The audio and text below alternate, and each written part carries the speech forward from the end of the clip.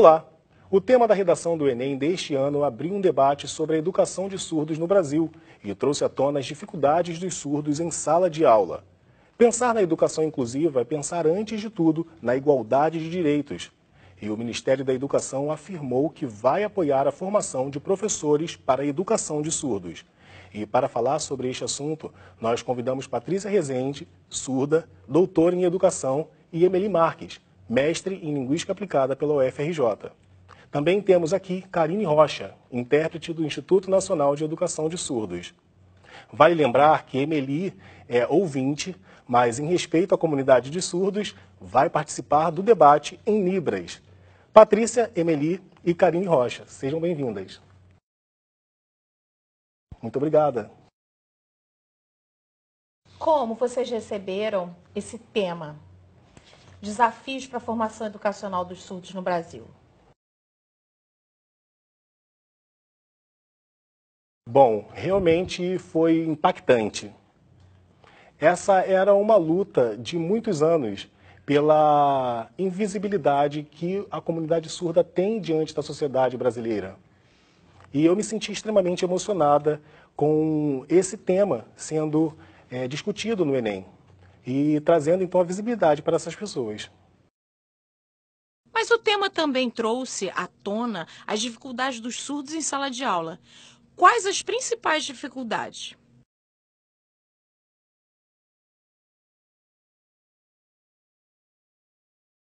A prova de redação sempre traz alguns textos motivadores que servem de apoio para os jovens desenvolverem os seus textos. Este ano, um destes textos foi um gráfico do censo escolar feito pelo INEP de 2011 a 2016, que mostrava o decrescente número de alunos surdos em escolas de surdos com salas de aula exclusivas. Neste período, sabemos que houve no Brasil o fechamento de muitos desses espaços. A linha de cima deste gráfico representava a presença dos alunos surdos em classes inclusivas, mas ao contrário do que era esperado, esta linha também estava decrescente.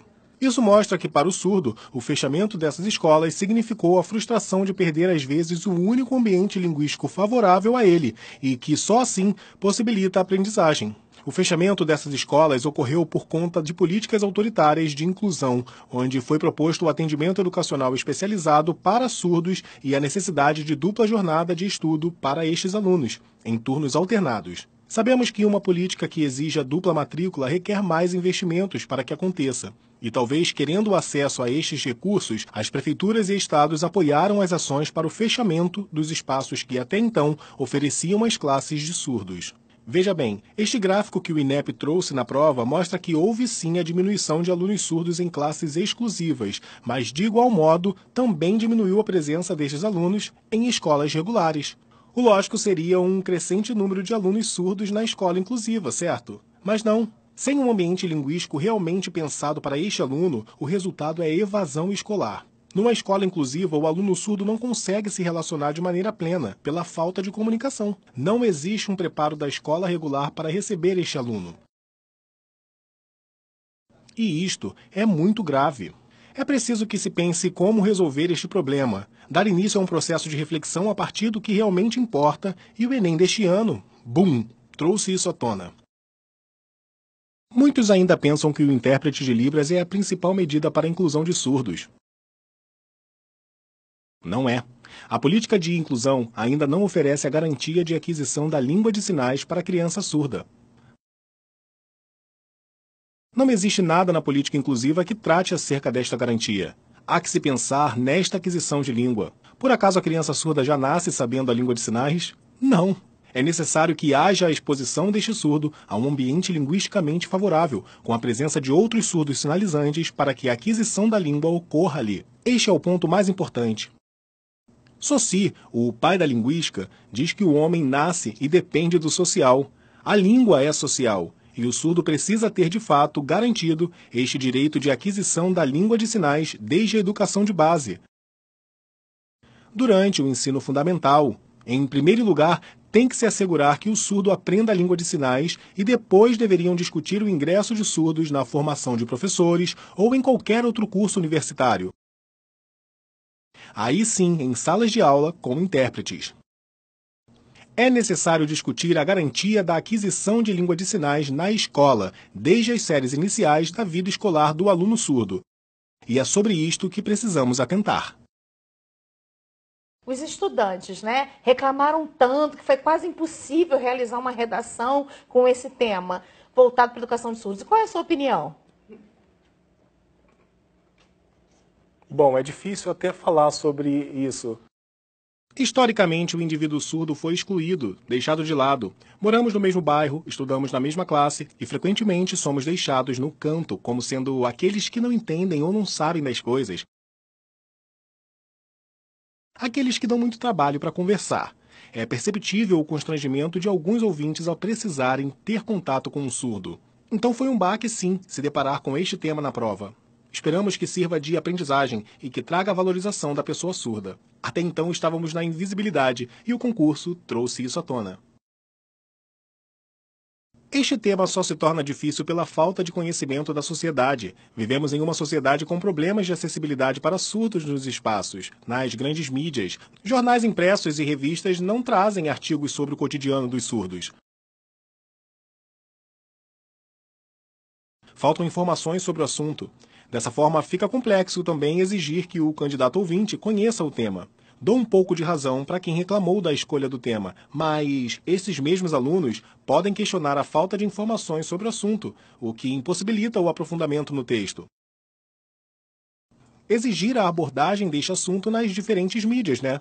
Cadê o surdo no cotidiano da nossa sociedade? Seria ótimo se estes candidatos que reclamaram escrevessem isto nas suas redações e assim argumentariam sobre o motivo de não saberem sobre o tema. É isso, não é mesmo? O Ministério da Educação, o MEC, afirmou que vai apoiar a formação de professores para a educação de surdos.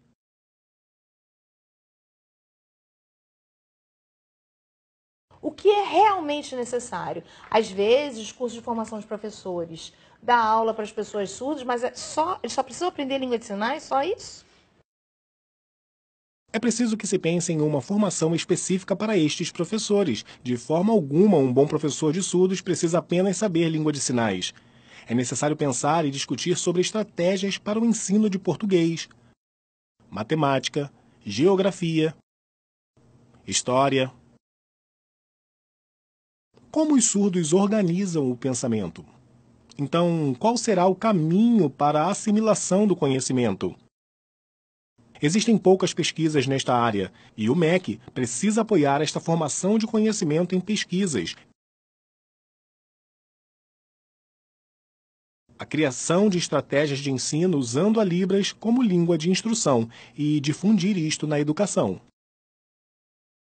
Patrícia, no curso de formação de professores, em relação à educação de surdos, o que é mais importante na sua opinião? Apenas a oferta de cursos de formação não é suficiente. São necessárias outras ações, é muita coisa. Nós precisamos mesmo da criação de uma política linguística. Política linguística esta que precisa começar lá na maternidade, quando a família recebe a notícia que o seu bebê tem surdez e exista um encaminhamento correto para esta família, com acesso a uma educação bilíngue para esta criança. O que ainda acontece é um atraso neste processo, e estas crianças surdas têm crescido sem aquisição da Libras, sem nenhuma aquisição linguística. Esta criança vai chegar na escola com 6, 7 anos, sem Libras, sem português, sem uma base bem trabalhada. Como querer atingir o pleno desenvolvimento? Bom, falando nisto, me lembro que de novembro de 2013 a fevereiro de 2014 ocorreu um GT no MEC e contou com a participação de pesquisadores, doutores surdos e ouvintes de várias partes do país.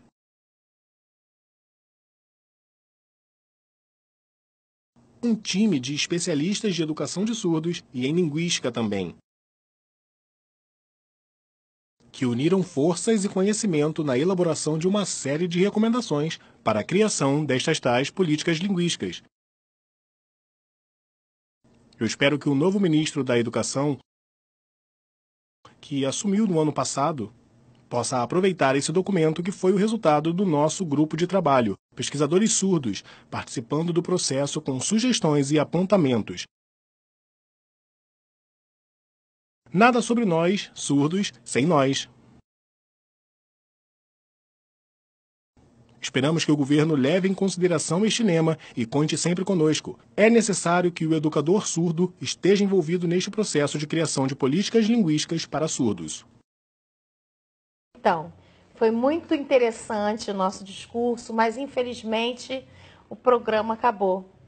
Mas antes, eu queria, Patrícia, que você, como liderança surda, você passasse um informe para a sociedade, para os surdos, para os ouvintes do Brasil.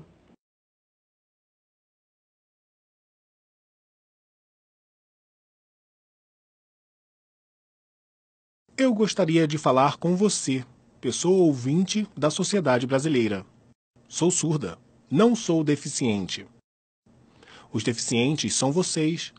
São vocês que não sabem Libras para se comunicarem comigo, com a comunidade surda. A deficiência está aí, e não aqui. Patrícia, Luísa, Emeli, muito obrigada por vocês terem vindo participar da entrevista no Jornal Visual. Eu que agradeço. Também agradecer muito a Karine, que interpretou, fez a versão voz, e também ao Jonathan. O Visual fica por aqui. Muito obrigada pela companhia. Tchau, tchau.